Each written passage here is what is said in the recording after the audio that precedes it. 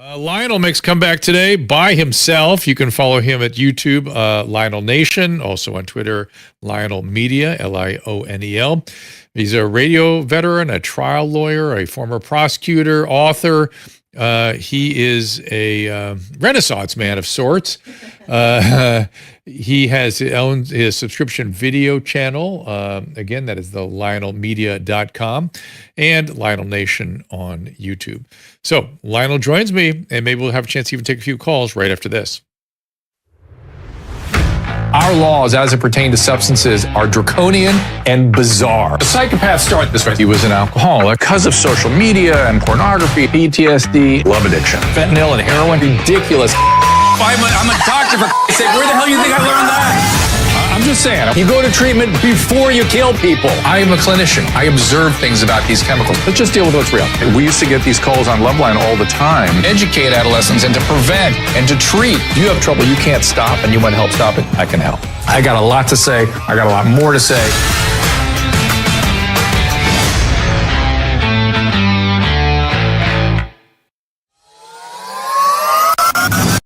Forward. A lot of interesting people coming to join us, including today's guest, Lionel. Here he is. Welcome. Lionel Media, Lionel Nation. There he is. Welcome, sir. Thank you. Thank you. Thank you. And I'm so glad that your marriage was saved by virtue of by a toothbrush. A toothbrush. A toothbrush. Let me tell you. You don't listen. Tell us.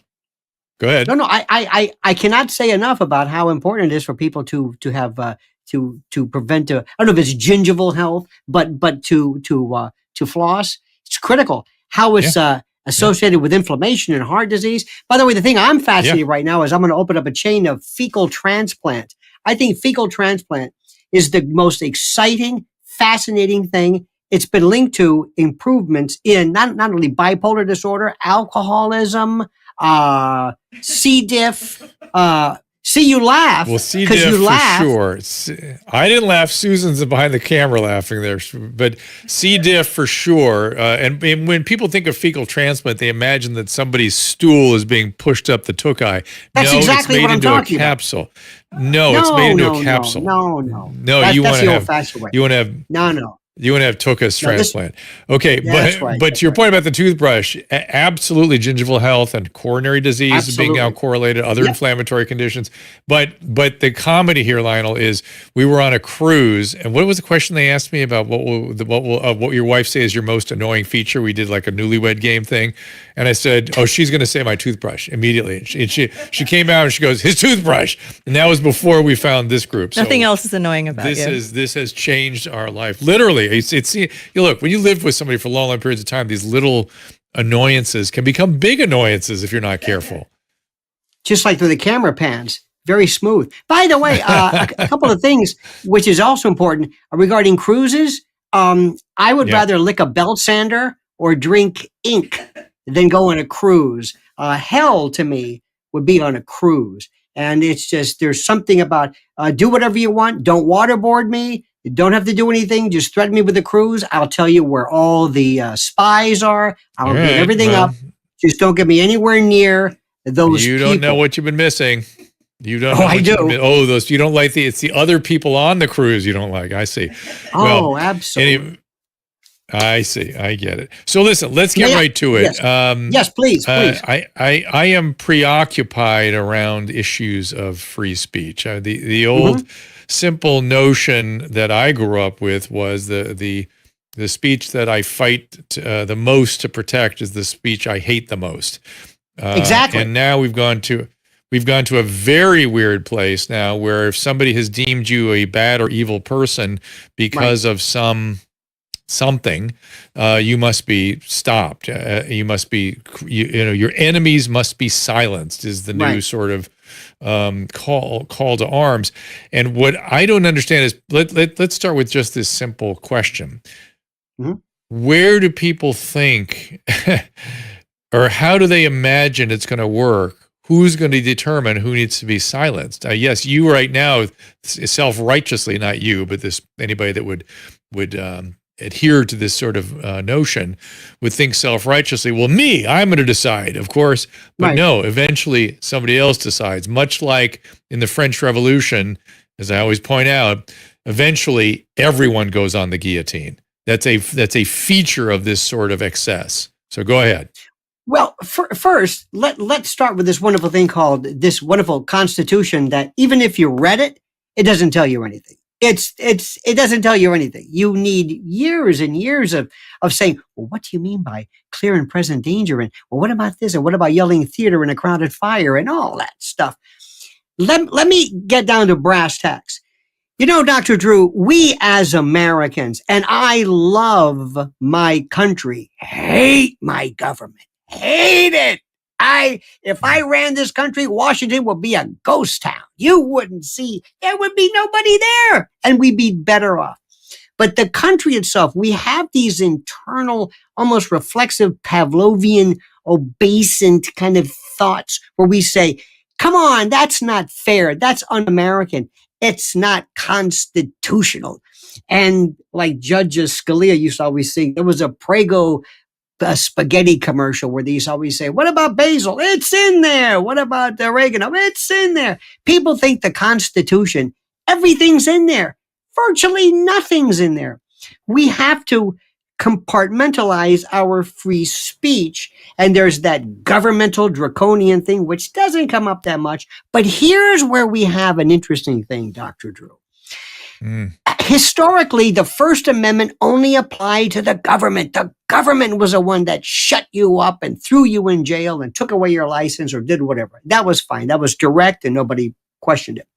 Then came this thing called social media platforms. And they started off kind of quaint. Oh, look, there's Twitter. Isn't that nice? Oh, YouTube. Funny. Look, there's a cat video. That's wonderful. Now, it is the primary way that people in the world communicate. It is the artery system. It was like this communicative angiogenesis. It grew, and it's how the world speaks and how people make money, and we learn. It's beyond the phone. Okay.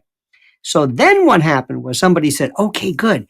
Do you like your social media? Russell Brand, Dr. Drew, do you like it? Tucker, or whoever your person is, do you like that? Alex Jones, or pick the person you like or don't like. Do you like it? Good. Do you need this for your business? Good. Have a lot of followers? Good. Boom. Not anymore.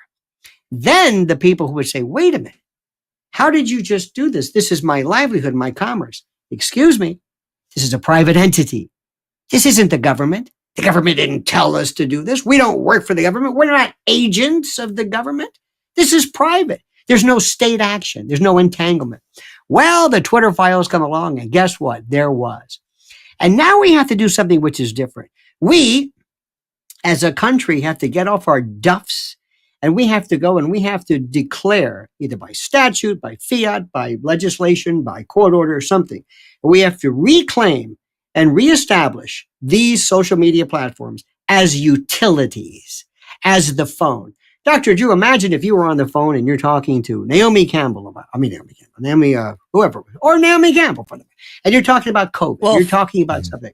Wolf. Cry wolf, indeed. Or you're talking to them and all of a sudden your phone goes dead. And Verizon or whoever says, excuse me, we don't like what you were talking about. That's unproven. This is misinformation. This is hate speech. You say, wait. You're the phone company. You can't tell me that. Well, that's what I submit social media are. And let me give you my latest one. As you mentioned so astutely, Dr. Drew, we have to, it's the First Amendment and the spirit of it is not to protect the Johnny Man singers or Florence Henderson or something. It's vile, horrible things. Now, recently, there's a story about Roger Waters. Roger Waters of Pink Floyd fame. A virulent of, yes, indeed. What you do when you clean it up. Wear a long coat, nobody will notice. So in any event, is that what the kids call it today? But as I was saying, this is a guy who apparently says these terrible anti-Semitic things. Terrible, horrible things I would never say. Now, here's the latest one. Dr. Drew, let's say you say the most horrible things imagined against the Alsatians. I mean, as vile, as virulent. But you said it not here, maybe 14 years ago. Or maybe somebody accused you of making lewd noises while they changed a mannequin at Macy's 14 years ago. What if a woman claims you said something untoward? 14 years ago. Okay, that's the criminal and civil statute. But now, social media platforms say, oh, no. We just don't like you. So your speech and your actions, unproved, uncharged, no due process. No, a due process says notice and the opportunity to be heard, meaning I have to charge you with something and give you the opportunity to rebut it. You're saying, for all you know, 14 years ago, wait a minute, what? That's right. You're done. You're finished. Now, in the case of, let's say, Roger Waters, whether you like him or not, it doesn't really matter. We have to take a new position called hashtag so what. This is going to be tough for people. We say, okay, Roger Waters said this. So what? Russell Brand was accused of such and such. So what?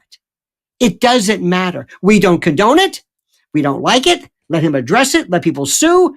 But we don't cut his tongue out because he did something that has nothing to do with what we're talking about now. Speech. You can still speak when you're on death row. And we are, and this is the worst part, I think we mentioned last time with Lebanon and, there's weird murmurations of people. People sit back and they just think, bless you. People look back and they just say, you know what? If it's wrong, let me give you an example. COVID. Isn't it funny how all of these, not you, mind you, doctor, not you, but some of your colleagues, all of a sudden now said, hey, is the coast clear? Yeah. Let's talk about it. You knew about this before. Oh, no. These studies are different. Don't give me that. You knew about it, and I don't blame you for keeping your mouth shut. Have you ever heard about this guy on YouTube? His name is Dr. John Campbell. He's got about 2.8.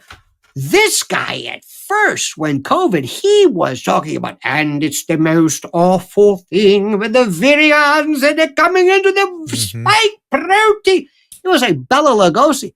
Now, all of a sudden, somebody said, everybody out of the pool, it's okay. Now he's talking about all of these things, which a lot of the crazy folks who hawk, ivermectin or who made the connection between myocarditis and blah, blah, blah.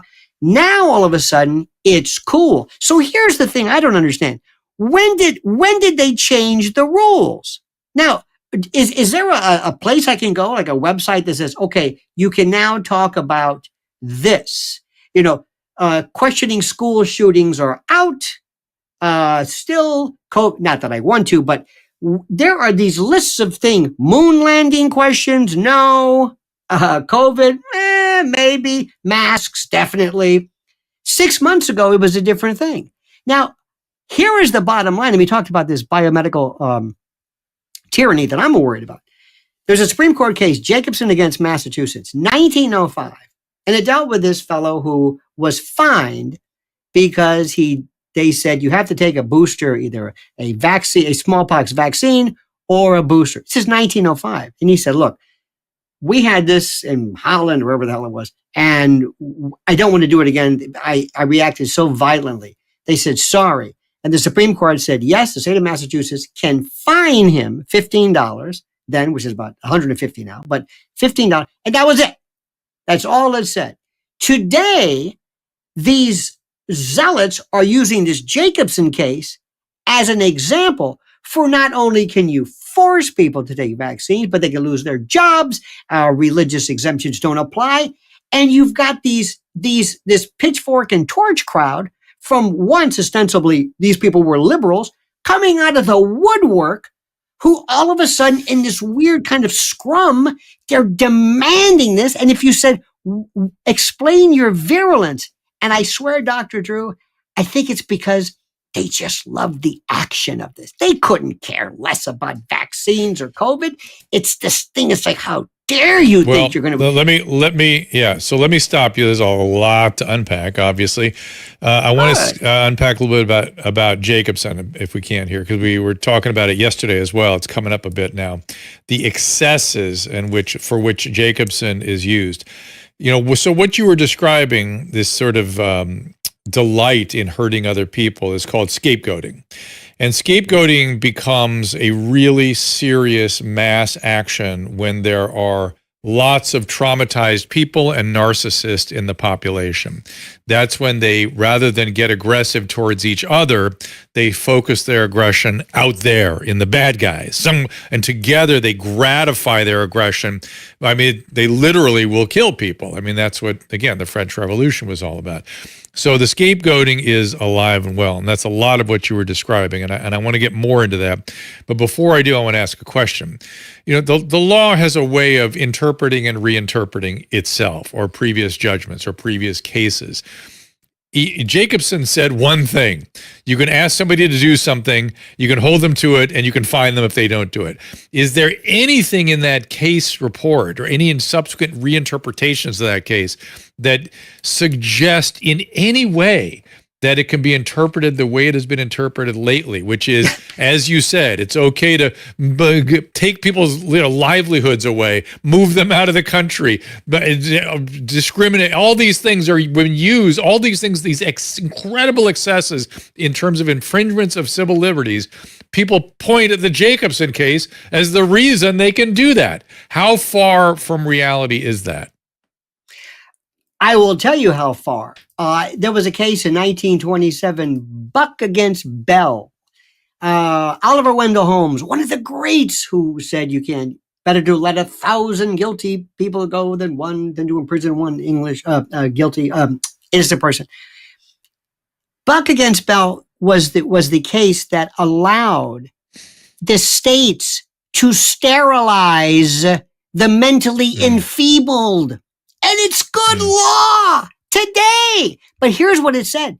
Oliver Wendell Holmes, as opposed to Oliver Wendell Douglas from Green Acres. But Oliver Wendell Holmes said, well, after all, and I'll get the exact quote for you, but something to the effect of having somebody mandate, fining somebody for refusal to get a booster or a vaccination is far more problem than just snipping some fallopian tubes. They use that. Roe against Wade in this notion of substantive due process. Oh, they took this. Look, let me explain. And you're spot on with this. For some reason, we Americans think that we're just beautiful. We had the fugitive slave clause in the Constitution until the 13th Amendment came along. We had a provision that says, now, wait, before we talk about any kind of special rights, we got to have something in there that says that if your slave runs away, I got to give him back. Okay. This was primary on their concern. But they're also using this idea, and this really kills people or obsessed people. Now, let me ask you, Dr. Drew, do you think there is anything in the Constitution that guarantees gay marriage or guarantees marriage or guarantees, I hate to use the word, they called it then sodomy or some particular, is there anything that guarantees an abortion in the Constitution, not by virtue of interpretation? And the answer is they are still arguing this. I say no, but that doesn't mean that states can't do anything. There's a lot of, so your point is spot on. The thing is that when you want to look for something, remember Dred Scott case was absolutely correct under the law. Absolutely. Right. And if the Supreme Court had decided in the case of Brown, maintain Plessy and said separate but equal, that would have been it. You know, we live under this illusion. But here is the thing, more importantly, you are a man of science. And if it wasn't for somebody who dared to question who was it, Semmelweis, who washed his hands, or Ignat Semmelweis, who said, I think we should maybe wash our hands. And, what are you, crazy? Yes. All right, somebody breaking away from this, whether it's Copernicus or Galileo or a string theorist, or science is always about taking something and saying, you know what, I think maybe we want to revisit this. Well, then they came up with, they said, oh, no. We're going to introduce a couple of new concepts. Misinformation, disinformation, data information. I don't know the differences between this. Also, it's the science. Dr. Drew, trust the science. How much? Look at what you've done. I'm sorry.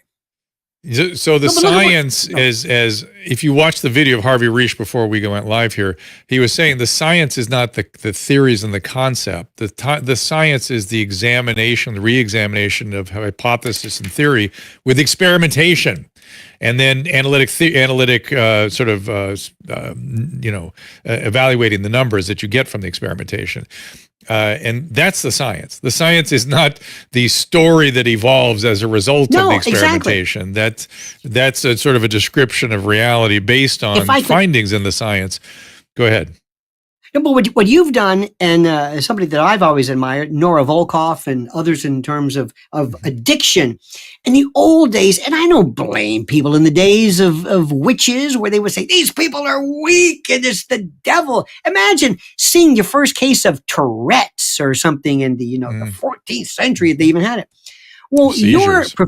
your profession came along and said, wait. We have this new instrumentation. Let's look at PET scan and imaging. And you know what? There may be, believe it or not, an actual, a palpable, somatic, neurological reason to disabuse people of this particular sense of guilt. And they look to you, go, and I'm sure they told you, you're just some liberal, you're weak. That's what's wrong with this country. You and you pointy-headed scientists, always trying to find some medical reason. And you're thinking, wait a minute, I'm not trying to do this. Let me give you another one. If ever you want to really get into trouble, look at what people like Thomas Sowell did, who talked about population studies and what motivates certain ethnicities.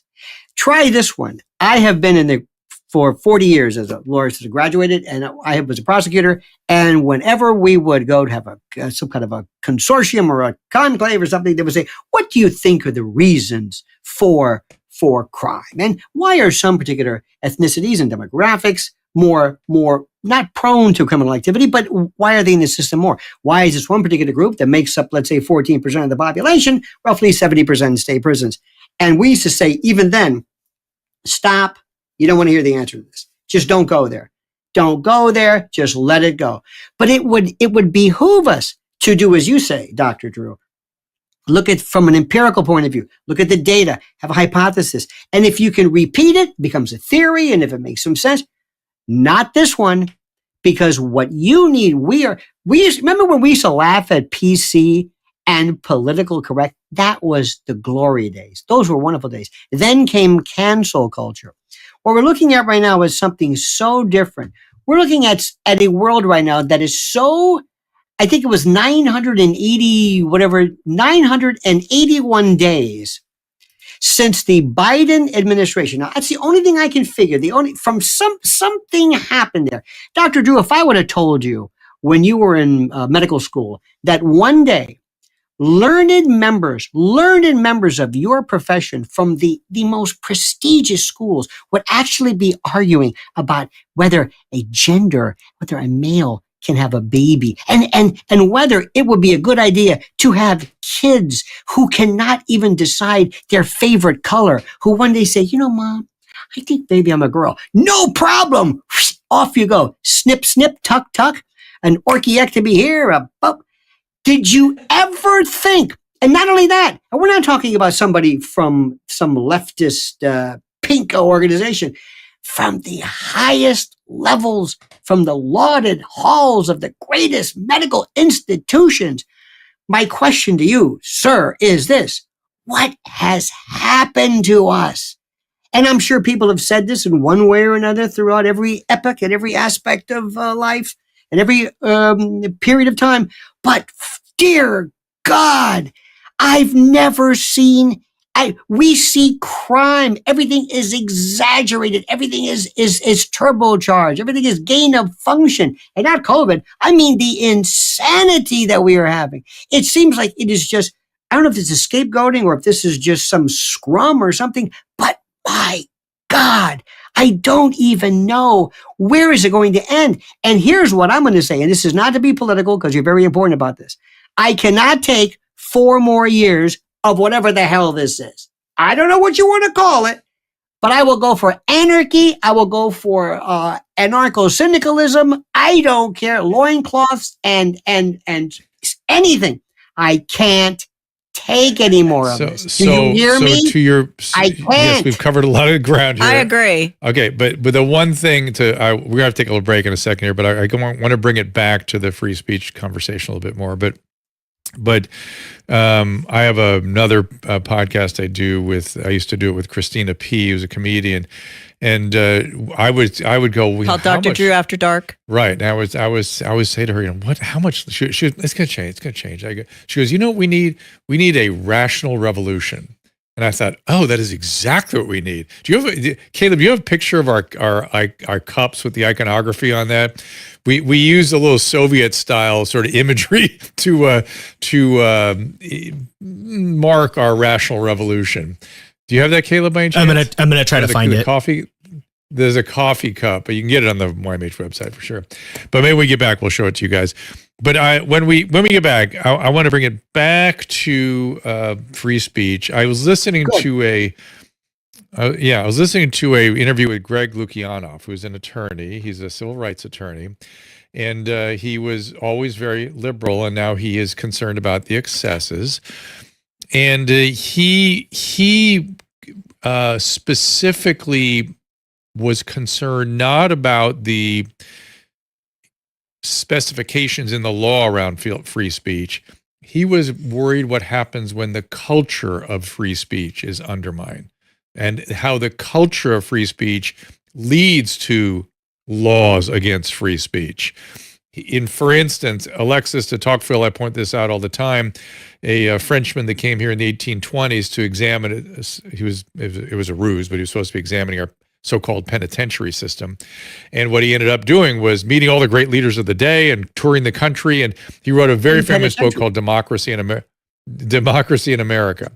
And in Democracy in America, one of the things he observed, amongst many others, but one of the things he observed, by the way, was that he's never seen a country with so many lawyers, and that could destroy us, number one. But number two, he noticed that we have the greatest prescriptions in the law for free speech, but one of the least actual abilities to practice free speech because of something he called the town square. He said, in the town square, you're going to get destroyed. You're going to lose. They're going to ostracize you. Something's going to happen. You have free speech. You just can't use it because of the town square. So when we get back, I want you to sort of address that specific issue. And then I want to drift into a little bit of McCarthy era talk. So we'll be back right after this with more Lionel. Yeah. And we are back. We are here with Lionel, of course. And before the break, I was bringing up the issue of the culture of free speech as opposed to the prescription in the law, and how the culture of suppression of free speech has crept certainly into our law schools and certainly into the administrative structures of our legal institutions as well as our institutes of higher education generally, and how that leads to potentially very serious problems down the line. Do you agree? Oh, absolutely. There used to be a time when I was studying, we always talked about what was allowed. What was there we go. There's my Lionel, there's my Rational Revolution cup. I wanted to show it to you. And I want you to notice I'm in the middle there with Christina P. over me, and we've got the sort of, I guess that's the star of the mouse star. There it is. And what I love about this, amongst other things, is you'll notice my Lenin-esque pose. One of the famous, if I just had a little beard on, it would be a perfect rendition of one of the most famous pictures of Who made that Lenin. logo? It's somebody, one of the fans. That's Christina over me. It really was. It's seriously brilliant. I'm sure it's an art student or something. Should have bought one. You know, it's funny. We don't have one. Christine, they're still for sale. Christine, yes. Go ahead. When you said Christina P. over me, reminds me of some undinism, some Urolagnic reference to the P reference from the dossier. But I digress. No. A couple of things here.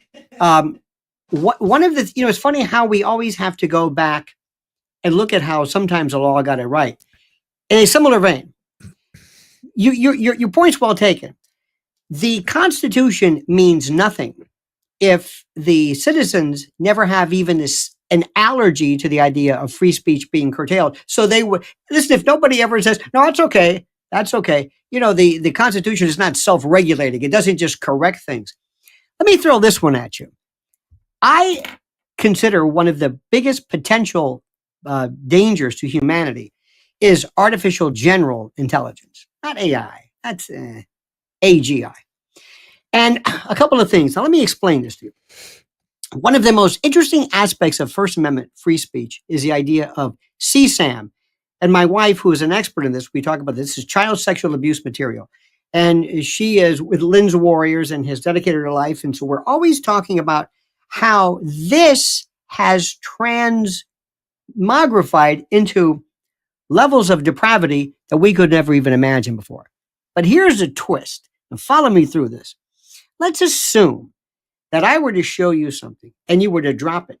Recoil in horror as they're depicted was the most unimaginable scene with a child, an infant, whatever, and you are sickened. And I said, whoa, wait. Good news. That's not real. That's artificially intelligent, AGI, whatever. It's not real. It isn't. It's horrible. Now, most people would say that doesn't matter. The very fact that you have it is enough to ban it. Now, I, who find the whole notion detestable, say there's a bigger issue here. If this is not what you say it is, what's the difference between that and a sketch or a crude drawing or a thought? This is a thought. Now, granted, it's reduced to something which looks almost identical to an actual picture, but it is a thought. Do you believe? See, we don't, in this kind of the town square idea, I always hold the First Amendment and free speech, that is supreme. We hold our nose, we say, this must prevail. This must mean that terrible things must be said. Remember, perhaps during our generation, the Anarchist Cookbook? People said, you can't have a book that tells you how to make bombs. Oh, yes, you can. There was something called Paladin Press years ago. So we live, and I think we're the same generation. We remember how it was cool when Carlin's Dirty Joke and Lenny Bruce and even the PMRC with Tipper Gore. Our whole world, mine has been one example of limitation of speech after another. And that's how we were raised, and we were kind of like indoctrinated, and we appreciate that. And we understand that sometimes the more creative it is, the more problematic. Okay, let's cut to today. And before you cut to today, and let's also recall that most of the suppression was coming from the right. Myself, Howard Stern, people who are on the radio talking about provocative topics. Remember when General Powell's son was the head of the FCC? And when he started cracking down on the speech of people on the radio. It got ridiculous.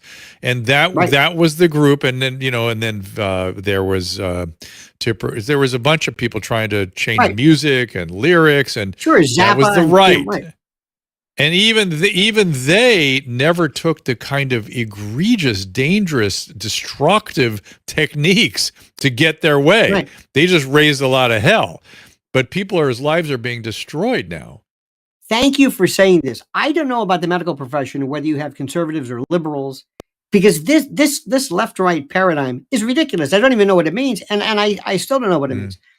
You're right. People in the old days were pretty much to the left, but it was sexual. It was for the most part, it was words and sexual. Now, today, with all due respect to Howard Stern, who was certainly a pioneer, and when I started in talk radio, it was around the time of Howard and Rush Limbaugh and others. They used to have these things called shock jocks. Do you know what shocks people today is the truth? What will get people today is you can say anything you want about anything sexual. That doesn't matter. What bothers people more than anything today is for you to dare to contest or to reframe or restructure an accepted truth. And that could be an historical reference, assassination. Let me give you an example. This is the way I think. Alex Jones purportedly said that he did not believe that certain shootings took place. Okay. The issue is never, do I agree with this? The issue is not whether do I find this reprehensible. That's not the issue. The issue is very simply this. The issue is, in fact, in law school, we always had the IRAC rule, issue, rule, analysis, conclusion. What's the issue? What's the rule? Analyze the two and conclude it. That's it. Linear critical thinking. What's the issue? The issue is, does he have the right to merely opine as to whether he believes an event did or didn't take place. 9/11, JFK, but whatever it is. The answer, I think most people would say yes, he does have the right.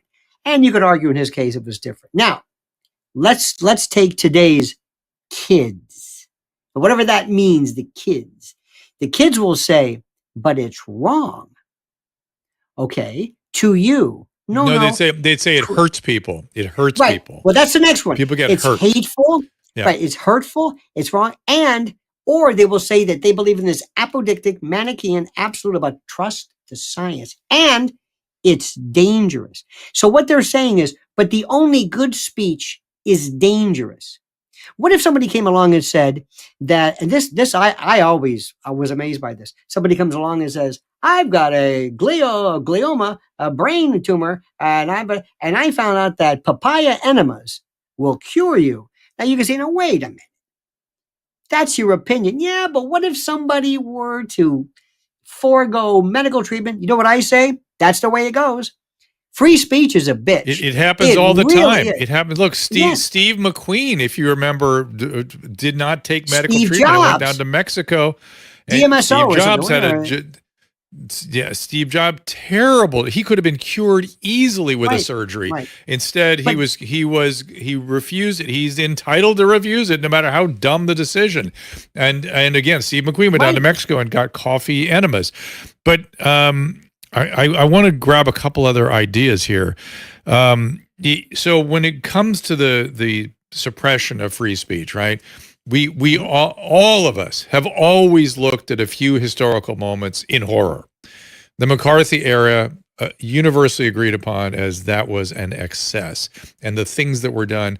I sort of think maybe the Alien and Sedition Act also was sort of in a similar. Would you agree? Palmer raid. So those two.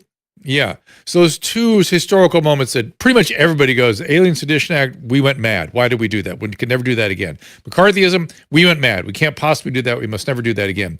In the McCarthy era for accusations, 100 professors in institution of higher education, 100 professors lost their job because of accusations. My understanding, a law was put in place to protect against that. In spite of that law, if you are accused of something today of not towing the, what should we say, the current, saying anything against the current truths, right, you will be fired in spite of that law. Right. And now we are at a position, this is what Greg Lukianoff pointed out, 200 professors have been lost their jobs in the present moment, and that is accelerating. So we can't, and we seem unable to make the connection between what we are doing now and what we did during the McCarthy era, but we're doing it even worse at a much higher clip, and more people are being harmed. What is going on?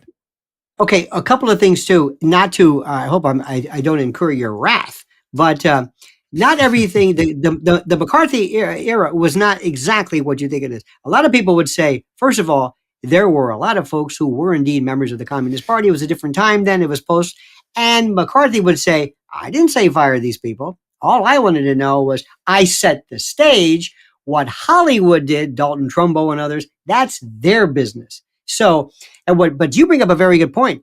It's never. But I said just to defend myself, I said it's the excesses of the McCarthy era. The excesses are what we all agree are not okay.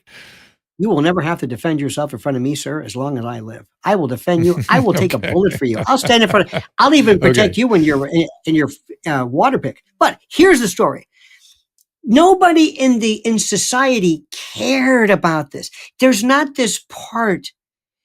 Let me give you a terrible example. Marine Le Pen, who's always said, oh, she's a right wing. Anybody who's called anything radical, I want to hear them. Left or right, I want to hear them because I like these people already. Give me a radical anything versus that. They asked her one time, what do you think about burkinis? And she said, that's not French. Now, let me ask you this. What would we say today about what is American? What would we say? Would you say, oh, no, that'll never fly? What? Because we're American. What does that mean today? It means nothing. I live in a world, and I'm going to say to you, Dr. Drew, you can stop anything you want, but here's a knife, and I'm going to cut off a portion of your finger. You can go ahead and limit it, but I'm going to take off part of your finger. You'd be very careful. You would not, you know what you say? I don't think I'm going to be doing this. I don't think I'm going to be doing this. That's what I say. I want to live in a world where you can say anything you want. Now, if you want to have warnings, that's fine. I have serious issues. Now, let me see if I can explain this to you. See if you can dig this, because I have gotten nowhere in my professional career. I was here on September the 11th, that Tuesday morning. I was here. What I saw and what in many instances the news reported had nothing to do with each other. And what I will say to you, absolutely unequivocally, that there are some portions of the quote official narrative that in no way reflect reality. Now, period. Now, immediately, here's what happens. They will call me a what? What's the word, kids? What is the word? What am I word? Somebody who dares to question the official narrative of something is called a conspiracy theorist. Yeah, there's several words they use now to immediately label you as a bad person. That's the immediate anti-vaxxer. label. Whether right. all you have to do is say conservative. If you say conservative, you're a bad person and no longer need to be listened to. So you don't need to be listened to anymore. Just that's it. That's it. You're a bad person.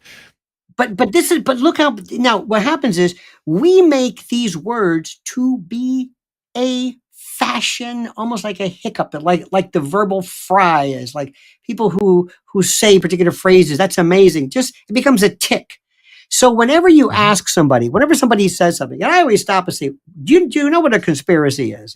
It's the law hates two things: the fact that you did it and the fact that you maybe arranged it. You talk to somebody about this. Conspiracy, conspire, conspirare, to breathe with someone. You're breathing together. You're in unison. The conspiracy is the act, is the confederation. That's the thing they hated. Not what you did. Sometimes you could conspire and not even follow through with it, and they still hated that. Now, it's become a tick. Who's they? Oh, they, the royal they. The people who say, for example, well, Dr. Drew, I noticed that he was questioning the efficacy of masks. Oh, that's another conspiracy theory. And it's become tantamount or similar to a crazy tinfoil hat. And by the way, it's aluminum. We haven't used tin in years. But that's a self-censorship. You hear what's happening? That's a self-censorship. That's not the government. Now, there are people. That's the culture. Let me tell you something. There are people in your profession. And let me tell you something. If you're a doctor, a family practitioner, or internal medicine, you got a family, you got an overhead, you got people, and they're going to tell you, listen, we don't want to hear you opine about the etiology and teleology of COVID. So, and you might say, okay, listen, everybody's telling me to do this, so I don't give doctors a hard time. But that was a conspiracy, the conspiracy of silence, the conspiracy of you saying, wait a minute, hold it. Now, there's this other thing. Have you noticed that we don't ever talk about anybody saying anything like the old days where something was sexually inappropriate? We're now talking about what will get you in trouble. You can say anything you want. You can drop F-bombs. You can say anything. That isn't going to be the problem. What's going to be the problem is if you dare question this particular narrative. And where it came, Dr. Drew, I have no idea. Now, let's get this little proviso out of the way. We all say this. I don't care if you want to be a mollusk. Nobody cares about this. We all understand this. But here's the story. I'm here in New York. I've been here for 30 whatever years. My wife and I, we've been involved in entertainment. We know more, probably, I venture to say, more gay people than you've ever known. And it's in New York City. It's like saying right-handed, left-handed, no big deal. So and we've seen, I do not know. In no way in my life has the number of true transgenders ever comported or matched with that which I see at schools and people on TikTok. Now, I'm not suggesting anything, and I'm not calling into question whatever. But here's what I want to do. May I, Dr. Drew, discuss this? May I, in addition to those people who want to affirm and state affirmatively their particular thoughts about this, may I question perhaps motivations? May I? The answer is no. You will not do that, because then you are, what is a class? A transphobe.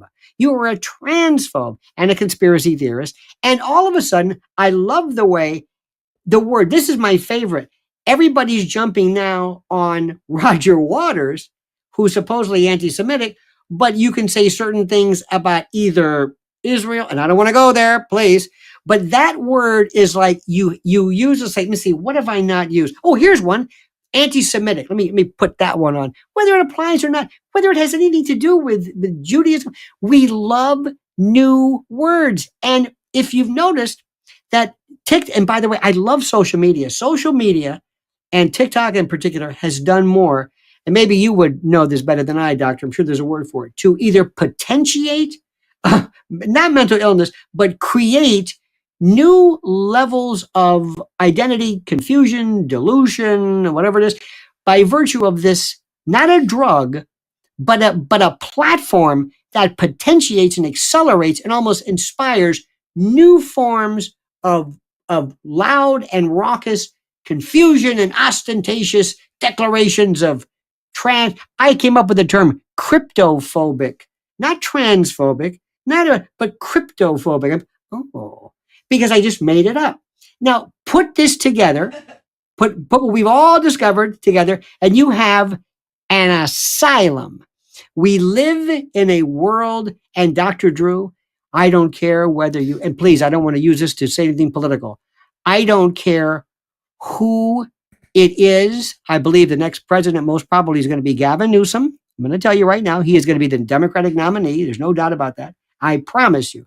And I hope to God he does a good job. But I am saying this again. Hello, world. I cannot take 4 more years. And whoever's involved, whoever's responsible for this, doctor, do you know diseases that just kind of peter out, or do diseases tend to get worse? Because this insanity, this collective psychosis that we are going through in this ceremonial scrum, this choreographed lunacy, it's getting worse. And it's not left or right or Republican. It's like this performance psychosis. So there's an old psychiatrist named Mirlou Mirlou, and he talked about these mass formations that come upon populations periodically, and apparently it is a normal part of history, and we are certainly in an era of such. Have you met Caitlyn Jenner? Do you know her yet? No, I've not. You'd be good for you to talk to her. Yeah, she suffered greatly with her gender issues. I mean, really, like, had a profound, lengthy suicidal depression, and she can help people understand, get a deeper understanding of some of these things. And she says, much like you did, when you talk to her, she goes, I don't want you to think about this, anything that, whether I'm left-handed and I'm this, and that's the same thing. It's nothing. It's a nothing. It's my thing. You shouldn't even be thinking about it. And I thought, okay, all right, fine. And we actually supported her run for governor. It was we had an interesting experience getting to know her a little bit. But let me get off there for a second. I'd like to take a call here if we could. We have a few people raising their hand. Speaking of Gavin Newsom. Yeah, let's. He just said he wasn't going to run last night. Well, no, he didn't say it. He was asked running. It, and he refused to answer. Absolutely. Yeah. And Gretchen Whitmer is going to be his what vice he was president. asked was. What he was asked was, under any circumstances, and under the wildest of circumstances, would you, yes or no, accept the nomination? He was like, I don't know what you're talking about. He refused to answer it. He's so slick. My ability to get people up to the podium here is kind of weird.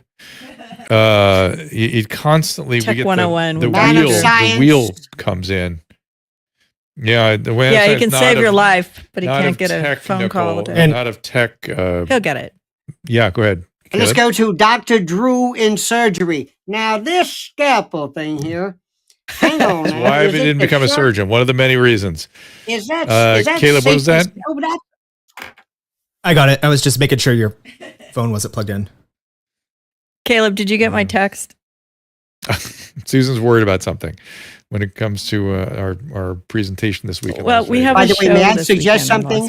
Can you have a special show called the Dr. Drew Warm Up Show? Because the best time I've ever had is when I get in early just to make sure and to see you go through the warm up. It is the greatest. I never heard somebody scream expletives. People coming in to hold you down. That wasn't me. Threatening Mr. That was Nation. my wife. That was my wife. Yes. Yeah, that's Susan Pinsky. That's how she gets stuff I done. burped too. The brush head. Something about a brush head. Are you still talking about that tooth thing? I don't know what this is. Dental. I want to say one other thing while it's on my mind real quick, which is you were talking about, essentially you were saying there's sort of no apologies for crushing people for not towing the party line, as it were, the current narrative. And then you said something about ivermectin, and then Caleb flashed on the screen, right? Flash up what you put up there about ivermectin, because I want to discuss how things have changed. CDC states that ivermectin is not effective. That's no longer true, Caleb. The CDC is now on the record saying that ivermectin can be prescribed for early COVID. And the Mayo Clinic is on the record saying that hydroxychloroquine can be used for early COVID. Both are, they're not suggesting that you do so. They're saying that it can be used if your doctor feels appropriate, which has always been the case. However, YouTube still disagrees. So we have to follow YouTube's laws instead of the laws of the actual land. Yeah, they still disagree. The AI bots disagree. But the point is the CDC doesn't say that anymore. That's what I'm wondering about the disclaimer. But anyway, what was that, Lionel? No. I mean, do you, and you have the right to remain silent, and anything you say can and will be used against you. Okay. Do you think that this information that you just cited, which I do not in any way subscribe to whatsoever, but do you think that information is new, or did they know this the whole time? This sudden change of heart. Here's the part. No, here's the part that was disturbing to me. I actually do not think that hydroxychloroquine or ivermectin are much of anything for COVID. I've not seen it. I'm not impressed by the data. I've not seen it very useful. But these are inert, harmless medication. And hydroxychloroquine is so harmless that in the internal medicine board reviews this year, in the rheumatology subsection, they suggested that our lupus patients on hydroxychloroquine, very common, first-line medication, people sit on it for years with mixed connective tissue disease and early mild lupus. They suggested that these women stay on the hydroxychloroquine while pregnant. That is a recommendation I have never heard for any medication.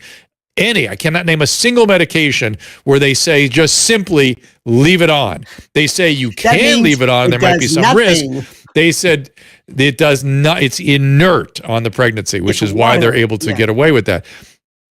Right. And so and by the way, in the CDC's website, if you look under the immigration recommendations, if you are a refugee from something like 50 different countries, you must take 5 days of ivermectin before you come into this country. Nobody has to evaluate you. There's no concern about the ivermectin. You just have to take it before you can come on in. And that's the CDC's recommendation, and now it's also their recommendation that it could be used in early COVID. My point is, they've known forever these are safe and inert medicines. I still don't believe it does very much, but if a doctor feels it does and would like to prescribe it for his or her patient, much like free speech, that should be their privilege. Remember the joke, the punchline, couldn't hurt. Remember that classic? There's an opera and the guy dies and somebody says, give him an enema. He goes, sir, he's dead. He goes, give him an enema. I said, do you understand? He's dead. He says, couldn't hurt. Well, that's the theory. But going back to something I didn't realize underneath that was an enema joke, but continue. Any way I can work enemas into it, if you notice 6 or 7 times, I got a problem with it. Yeah, no. Fecal impact. I'm sorry. It's weird.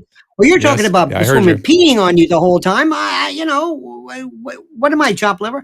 But how dare you? Let's go back to something. We have to ask ourselves this, and I want everybody, and maybe you can help me. I want to have a boot camp for citizens.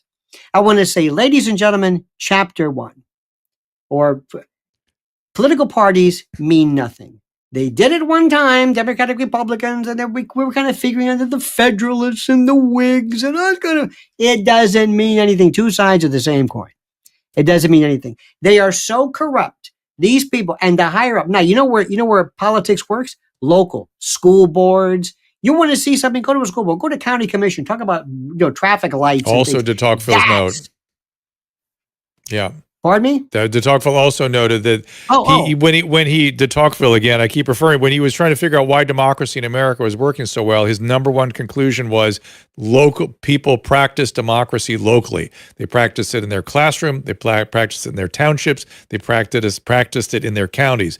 And that's what led to the success on a larger scale, the local practice of democracy. As you also know, being an emergency room physician, notice how I always work in the medical analogy. There's a lot going on there. You're looking at this person and say, there's a lot going on here. First of all, we don't kill them.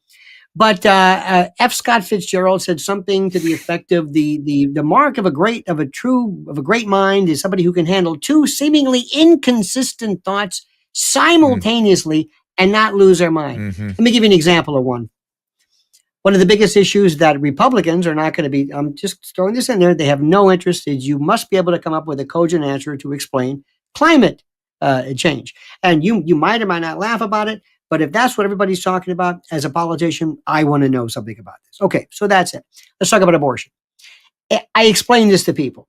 I do not believe that it makes sense politically or rationally to ever ban abortion. You can't do it. It's ridiculous, and you will lose every election. And plus, I'm not gonna, and here's the answer why. Very, very simply, without going into whether it's a human life, I don't want to put a woman in prison for an abortion. Because if you're going to ban it, that means you're going to put them in prison. If you're not going to put them in prison, it's not a ban. Same thing for the doctor and the nurse. So I don't want to live in a world where we're putting doctors and women in prison. Okay, fine. Now, that being said, do I think abortion is guaranteed by the Constitution? Absolutely not. Bear with me. Fifth Amendment says you cannot be denied of life, liberty, or property without due process of law. Meaning that you can deny somebody of life. You can kill them. You can throw them in prison forever, and you can take their stuff so long as you give them due process. It doesn't grant anything. It doesn't say you have the right. The only thing it talks about, the right, is a procedural right. That's all it talks about. It's a procedure. In 1965, there was a case called the notion of this,